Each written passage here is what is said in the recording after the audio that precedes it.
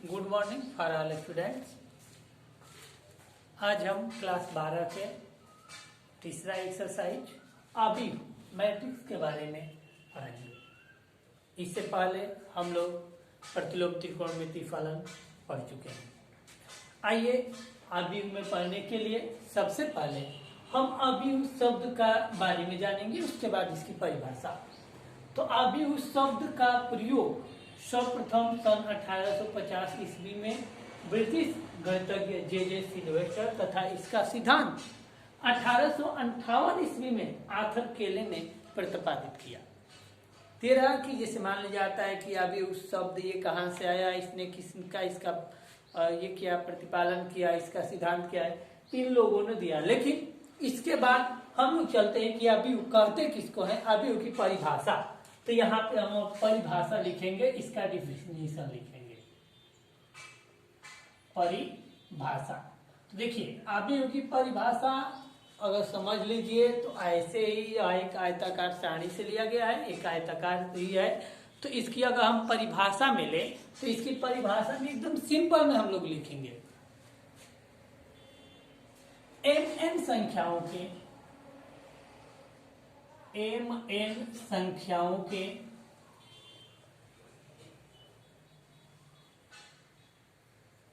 m और n, देखिए m और n ये अलग अलग दो संख्या हैं। तो mn संख्याओं के फलों का आयताक्रम, संख्याओं का फलनों का आयताकार, फलनों का आयताकार क्रम विन्यास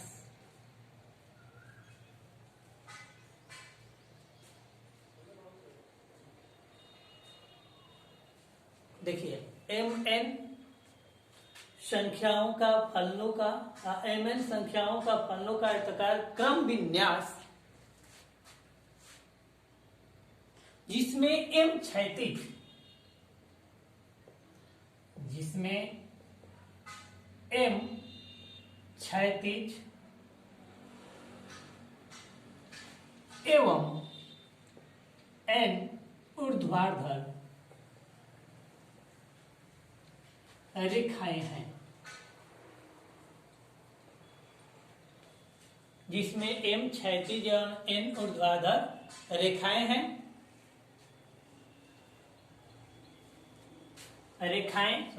रेखाएं होती हैं।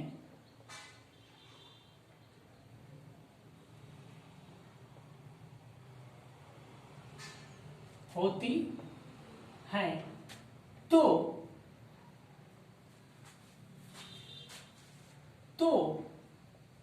इसे हम m गुणे n कोटि का आव्यूह कहते हैं। n कोटि का आव्यूह कहते हैं। देखिए इस परिभाषा में हमने स्पष्ट कर दिया कि mn संख्याओं के फलनों का आयताकार क्रम विन्यास, mn संख्याओं का फलनों का आयताकार क्रम विन्यास जिसमें m और m क्षैतिज एवं n ऊर्ध्वाधर रेखाएं हैं, तो इसे m गुणे n कोटि का हम आव्यूह कहते हैं। अर्थात ये हो गया कि हमको एक आयताकार सारणी में m आपका क्षैतिज होना चाहिए। जैसे मान लीजिए हम आयत ऐसे लेते हैं तो इसमें कुछ संख्याओं को हम ऐसे क्षैतिज लिख देंगे। तो जैसे ये क्षैतिज आपका हो गया, n m रेखाएं हैं, ये क्षैतिज रेखाएं हो गई, ठीक। और ये आपके मान लीजिए ऐसे ऊर्ध्वाधर हो गई। तो इसे ही यह क्षैतिज रेखा और ये ऊर्ध्वाधर रेखा, इसी के विन्यास को हम लोग क्या कहेंगे, आव्यूह कहेंगे। अब आव्यूह में आपका कई बातें आती हैं कि आव्यूह में आपको मिलेगा क्या पढ़ने के लिए। तो देखिए इसमें अब आपका एक मिलता है जैसे में कि पंक्ति, इसमें देखिए क्या क्या मिलता है, पंक्ति। जैसे ये आपका कोई प्रश्न ये उठा दे कि सर जी जो क्षैतिज m है, जो क्षैतिज रेखा है उसे हम क्या कहेंगे, m क्या है, तो वहीं पे हम लोग कहेंगे। इसलिए हेडिंग होता है पंक्ति, इसको इंग्लिश में कहते हैं रो। इसका डिफिनेशन, क्षैतिज रेखा को क्षैतिज रेखा को अभियुका पंक्ति कहते हैं। अभियुका पंक्ति कहते हैं।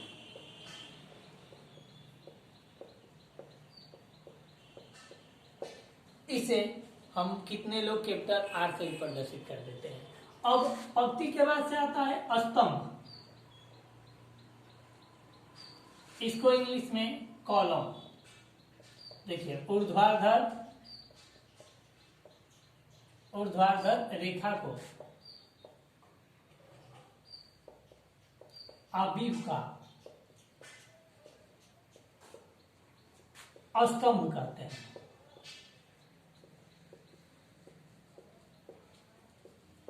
देखिए जैसे मान लीजिए हमारे तकाशान लिए तो ये आपकी पंक्ति होगी, रो आर होगा, और ये जो आपका ऐसे हो गया इसका कॉलम होगा सी। तो इसे कहेंगे पंक्ति और इसे क्या कहेंगे, कॉलम। तो देखिए अब इसके बाद से अभी एक शब्द और इसमें आया है, कोटि।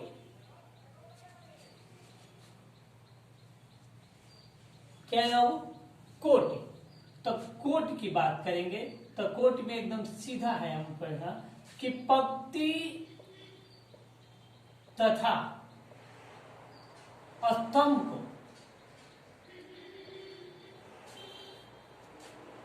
पंक्ति तथा स्तंभ के गुणन के रूप में,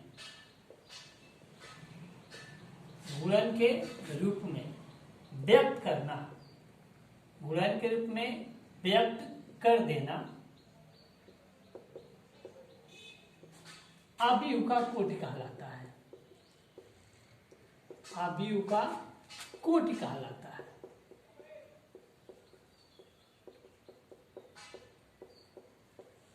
जैसे ये जो ऊपर लिखे हैं कि m और n संख्याओं का, तो इसमें पंक्ति देख रहे हैं कि m है और कोटि क्या है जी, n है। तो इसका जैसे या ऐसे भी या करके हम लिख देंगे कि n गुणे n कोटि, क्योंकि इसमें हम जो लोग पर डिफिनेशन लिख रहे हैं इसमें m पंक्ति और n क्या है आपका जी, कॉलम है, स्तंभ है। अब चलते हैं आगे, अभियुका अवयव।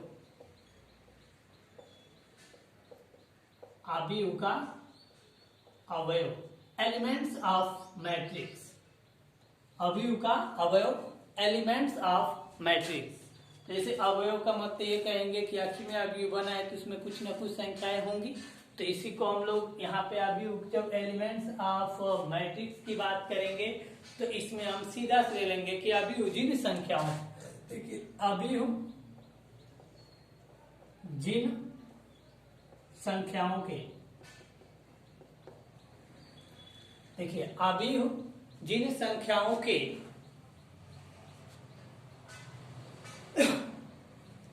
फलनों से बनता है, जिन संख्याओं के फलनों से बनता है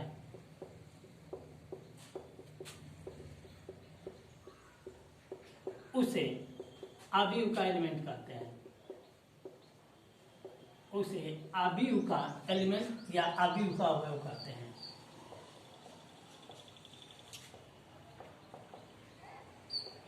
अभियुका अवयव कहते हैं। जैसे ध्यान देंगे, हमने पहले लिख दिया n गुणे n कोटि का। जैसे एक का अभियुक्त हमने a मान, ठीक है, कोटि का क्या कहते हैं हम लोग, अभियुका अवयव कहते हैं। अब यहाँ पे जैसे देख लीजिए, हमने एक का अभियुक्त a मान लिया, जैसे लिख दिया कि 1 2 3 4 5 6, तो यह 1 2 3 4 5 6 ये सभी आपके क्या हैं, अभियुक्त के अवयव हैं, एलिमेंट हैं। समझ में आ रहा है? यार देखिए जैसे 1 2 3 ये सभी संख्याओं, ये संख्याओं को फलन लिखेंगे तो इसी को हम लोग क्या कहेंगे कि अभियुक्त के अवयव हैं, अभियुक्त के एलिमेंट हैं।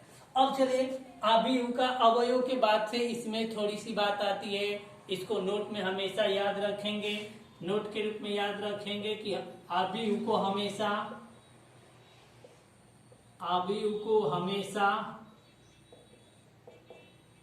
अंग्रेजी वर्णमाला के, अंग्रेजी वर्णमाला के बड़े अक्षरों से लिखते हैं, कैपिटल लेटर। बड़े अक्षरों से लिखा जाता है।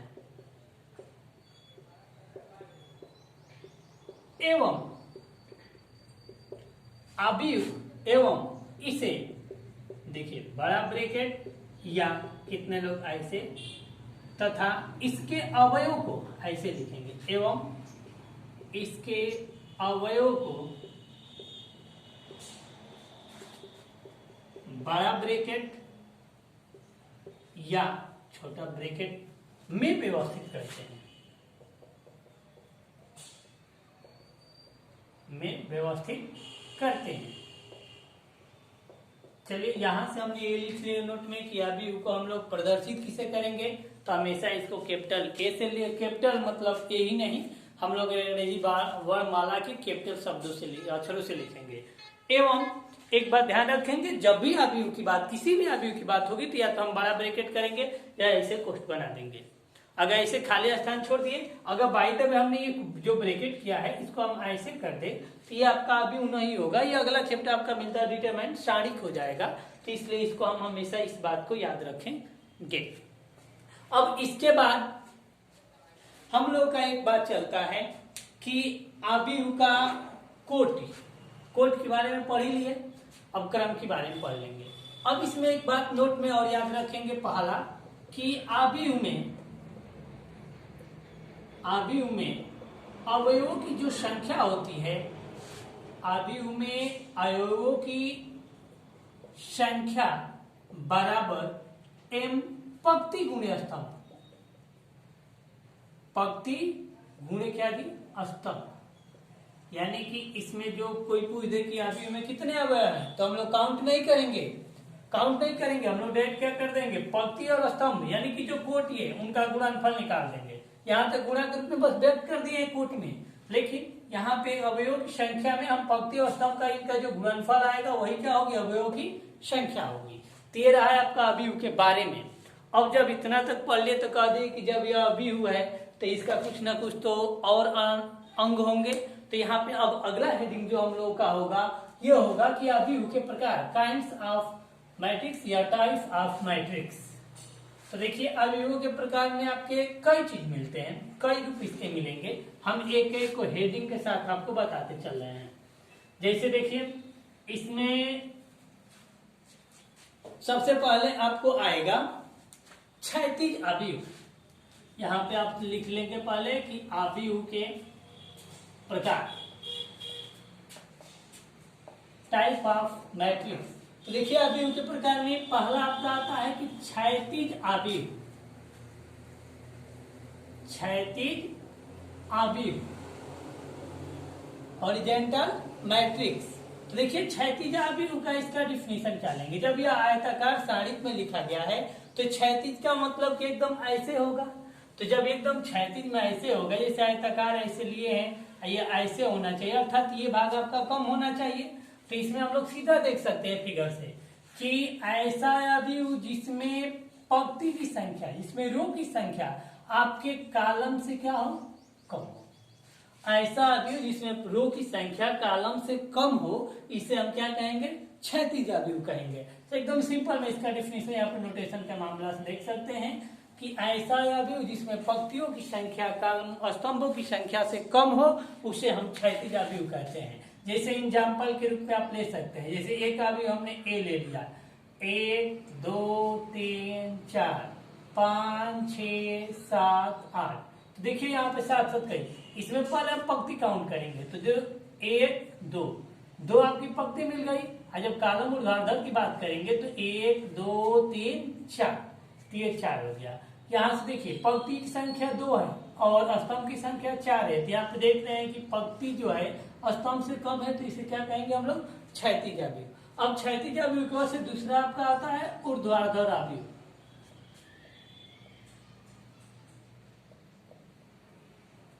ऊर्ध्वाधर अवयव, देखिए ऊर्ध्वाधर अवयव की परिभाषा क्या होगी, ठीक इसका विलोम हो जाएगा कि ऐसा अवयव जिसमें पंक्ति की संख्या स्तंभों की संख्या से अधिक हो, अर्थात जिसमें रो कॉलम से अधिक हो, उसे हम क्या कहेंगे, ऊर्ध्वाधर अवयव कहेंगे। जैसे एग्जांपल में इसी को उल्टा हम कर दे रहे हैं, एक अवयव ए इक्वल टू जैसे 1 2 3 4 5 6 7 8।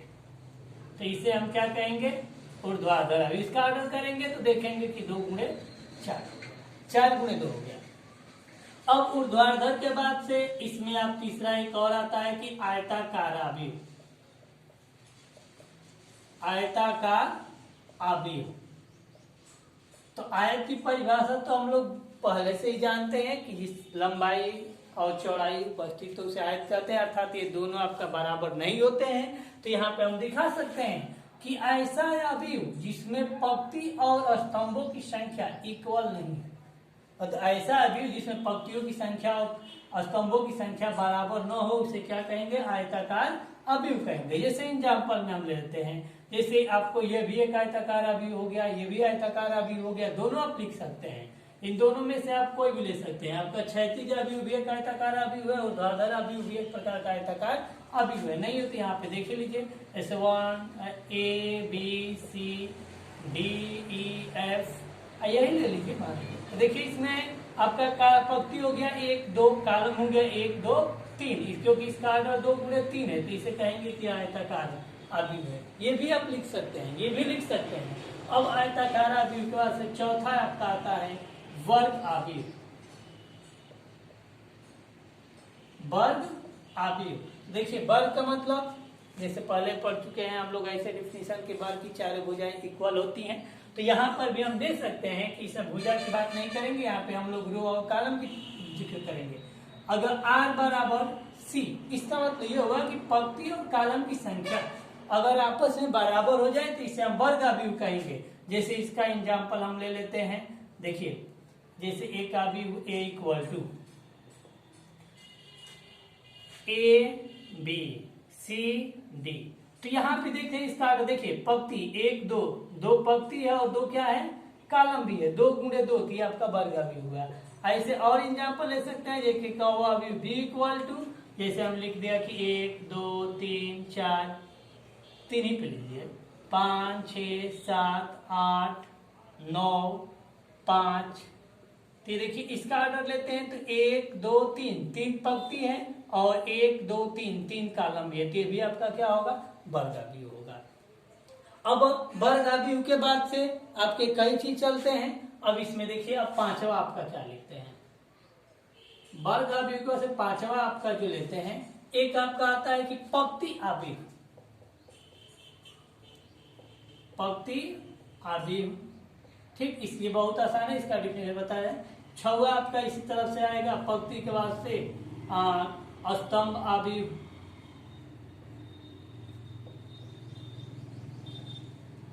चलिए इसका डिफिनेशन पहले देखिए। देखिए पंक्ति अवयव रो मैट्रिक्स, तो इसकी हम लोग डिफिनेशन यही देंगे कि ऐसा अवयव जिसमें पंक्तियों की संख्या एक हो उसे हम पंक्ति अवयव कहेंगे। जैसे अगर ले ले हम लोग कि R equal to 1, R equal to 1, ये स्तंभ अवयव में इसका, ठीक है, C इक्वल टू 1। जैसे A इक्वल टू ऐसे हम कर ले, देखिए जैसे 1 2 3 4 मिल गया। ऐसे को अगर ऐसे हम कर दे, इसमें पंक्ति कितनी है, 1 2 3, यही है। और यहीं पे अगर C इक्वल टू 1 होगा, इसी को उल्टा कर दे हम कि 1 2 3 4, इसका ऑर्डर कितना है, 1 गुणे 4, इसका ऑर्डर कितना है, 4 गुणे 1। तो जिसमें पंक्तियों की संख्या 1 हो उसे हम पंक्ति अवयव, और जिसमें स्तंभों की संख्या 1 हो उसे क्या कहेंगे हम लोग, स्तंभ अवयव। अब इसके बाद से आपका एक और इसमें आता है, थोड़ी सी बात ये अलग से याद रखेंगे, चाहे ऐसे लिख दिए 7वां नंबर पे। एक आपका होता है कि मुख्य या विकर्ण अवयव। विकर्ण अवयव, देखिए विकर्ण अवयव की परिभाषा हम लोग कैसे देंगे। तो विकर्ण अवयव की परिभाषा देने से पहले हम लोग देखेंगे, एक आता है शब्द मुख्य विकर्ण। तो मुख्य विकर्ण आपका नोट में याद रखेंगे कि मुख्य विकर्ण किसे कहते हैं। अभी इसकी परिभाषा के बाद हम बता देंगे। देखिए विकर्ण अवयव की परिभाषा ये होती है कि ऐसा अवयव जिसमें मुख्य विकर्ण को छोड़कर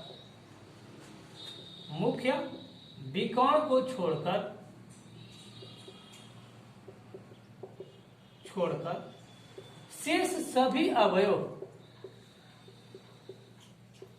शेष सभी अवयव शून्य हो तो ऐसे अवयव को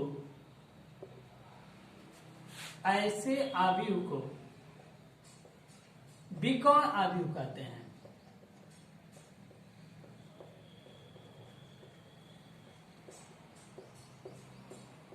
अब इसमें एक बात आती है कि विकर्ण अवयव क्या है।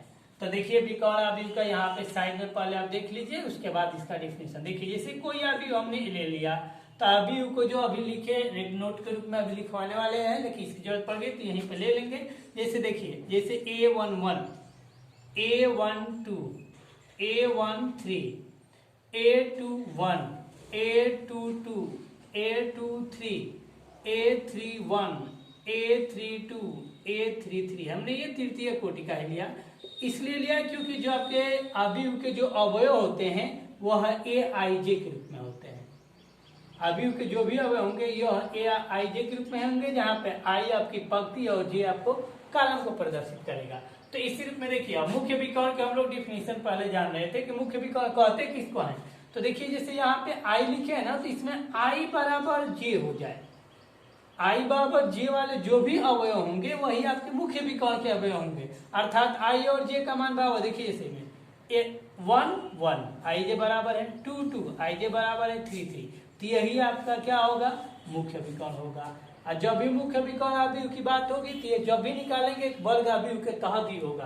तो इसी तरह से हम लोग ये डिफिनेशन पढ़े या ये अपने इसमें कि मुख्य विकर्ण अवयव कि ऐसा अवयव जिसमें मुख्य विकर्ण को छोड़कर शेष सभी अवयव शून्य हो तो ऐसे अवयव को विकर्ण अवयव कहते हैं। जैसे मान लीजिए एक अवयव हमने ए ले लिया, जैसे यहीं पे देखिए ये आपका अवयव जैसे 1 लिख दिए, ठीक है। 1 के बाद से बाकी ये आपका 0 होना चाहिए, तो 0 0, फिर ये भी 0 होगा 0, यहाँ पे 2 ले लिए, फिर ये भी 0, फिर ये भी 0, फिर 0, मान लीजिए यहाँ पे 3 ले लिए। तो यही आपका क्या हो गया, मुख्य विकर्ण अवयव हो गया। अब मुख्य विकर्ण अवयव के बाद से अगला इसी में आपका हेडिंग आता है तत्समक अवयव।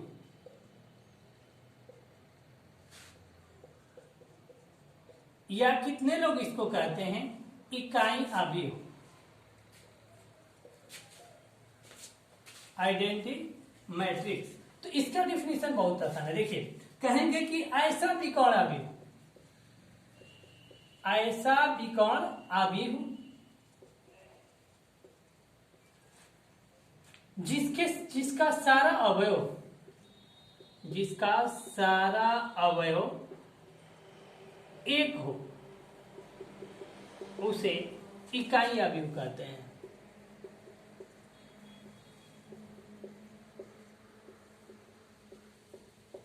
ध्यान देंगे, इसकी परिभाषा से यह स्पष्ट हो गया हम लोग का कि ऐसा अवयव या ऐसा विकर्ण अवयव जिसका सारा अवयव एक हो उसे इकाई अवयव कहते हैं।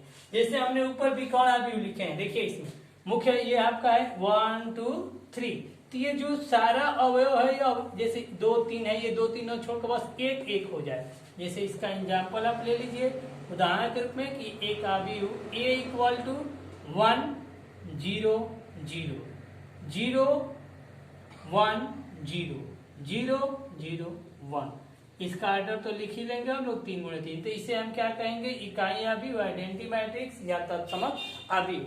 अब ये रही बात कि क्या इसे हम 3 × 3 ही तृतीय कोटि में लिखेंगे, नहीं, इसे आप दो द्वितीय कोटि में भी लिख सकते हैं। जैसे A = द्वितीय कोटि में लिखेंगे तो 1 0 0 1।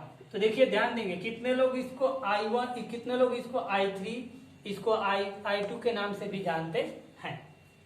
अब इसके बाद से तत्समक अवयव के बाद से आपका आता है एक सदिश अदिश अवयव।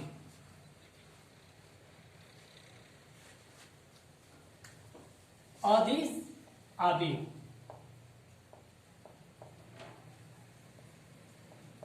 देखिए, अदिश अवयव में इसका भी डिफिनेशन इसी विकर्ण अवयव से ही संबंधित है कि ऐसा विकर्ण अवयव जिसका सारा अवयव समान हो उसे अदिश अवयव कहते हैं।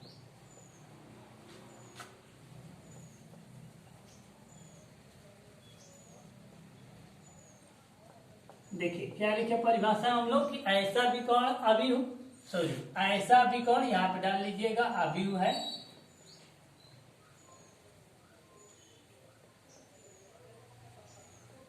जिसका सारा अवयव समान हो उसे हम अदिश अभियु कहते हैं।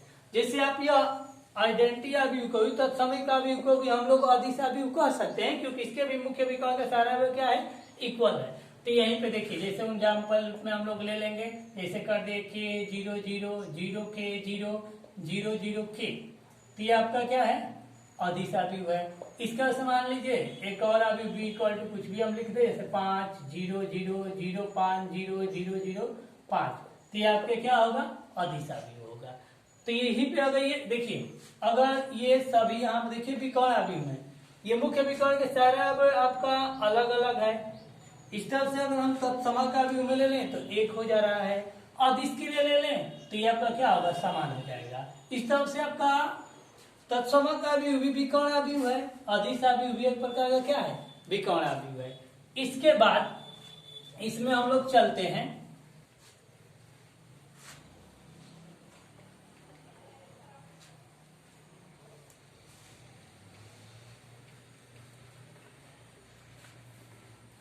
देखिए, एक इसमें आता है कि ऊपरी त्रिभुज, ऊपरी त्रिभुजीय अभियु, इसका प्रयोग शायद नहीं है, क्वेश्चन नहीं, लेकिन डिफिनेशन हम लोग जान लें। और एक आपका होता है कि निम्न निम्न निम्न त्रिभुजीय अभियु।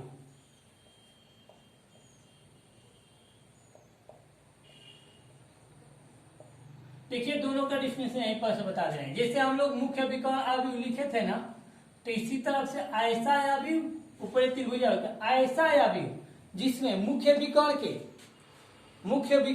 के नीचे वाले सारे अवयव शून्य हो जाए तो इसे ऊपरी त्रिभुज अभियु कहते हैं। जैसे एक अभियु हमने यहीं पर लिख देते हैं कि A11 A12 A13 A21 A22 A23 A31 A32 A33, तो आपका जो यह मुख्य विकर्ण होगा यही होगा, और इस मुख्य विकर्ण के ऊपर वाले ये सारा अवयव आपके क्या हो, सॉरी मुख्य विकर्ण के नीचे वाले ये सारे अवयव आपके 0 हो जाए तो इसे हम क्या कहेंगे, ऊपरी त्रिभुज।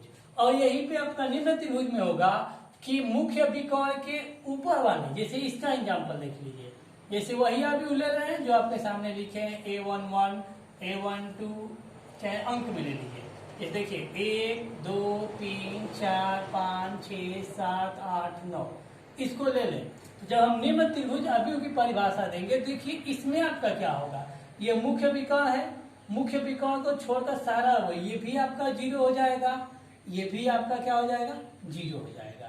ठीक, और नीचे आते हैं तो नीचे देखिए आपका यह मुख्य विकर्ण के बाद एक आपका और छूट रहा है, कौन, ये भी 0 हो गया, तो ये आपका निम्न त्रिभुज होगा और ये क्या होगा, ऊपरी त्रिभुज। इसके बाद से हम लोग डिफिनेशन पढ़ लिए, कोट के बारे में भी लिख लिए। तो इस तरफ से अगर हम लोग इसमें एक एक्सरसाइज आपका मिलेगा 3.1, तो 3.1 में सिर्फ आपको ये मिलेगा कि निम्नलिखित अभियु का कोट, क्रम, पंक्तियों की संख्या और स्तंभों की संख्या ज्ञात कीजिए। चलिए एक क्वेश्चन आपके सामने हम जैसे लिख रहे हैं, क्वेश्चन ये लिख रहे हैं कि एक अभियु A इक्वल टू 3 4 5 6 7 8 9 6 7 5 4 -4 3, और कह दिया जाए इसमें पहला आपका क्वेश्चन भी होगा कि इसका कोट ज्ञात कीजिए, कोट ज्ञात कीजिए। तो कोट कैसे निकालेंगे, देखिए इसमें हम पंक्ति पहले काउंट करेंगे, 1 2 3 4, इसकी 4 पंक्ति हो गई। कॉलम देखेंगे तो 1 1 2 3, 3 हो गया, तो इसके कोट में हम लोग क्या लिख देंगे, 4 × 3। अब यहाँ से कोई आपसे ये पूछता है दूसरा नंबर में इसमें पंक्तियों की संख्या क्या होगी, तो हम लोग कहेंगे कि पंक्तियों, चाहे पर छोड़िए, पंक्तियों की संख्या तो यहाँ सब निकाल लीजिए कि 4 है और कॉलम की संख्या 3 है। अब यहाँ पे दूसरा बात आपसे कोई ये पूछ सकते हैं इस दूसरा क्वेश्चन में कि A4 1 का मान ज्ञात कीजिए, A4 1 यानी कि चौथी पंक्ति का पहला हो। देखिए यहाँ से काउंट करेंगे 1 2 3 4, ये 4 है आपका, ये चौथी पंक्ति हो गई, और इसका मान हम लोग कितना देख रहे हैं, 5 देख रहे हैं। इस तरह के आपके क्वेश्चन मिलेंगे और आप अपने किताब से क्वेश्चन सॉल्व कीजिएगा। बाकी नेक्स्ट वीडियो में। धन्यवाद।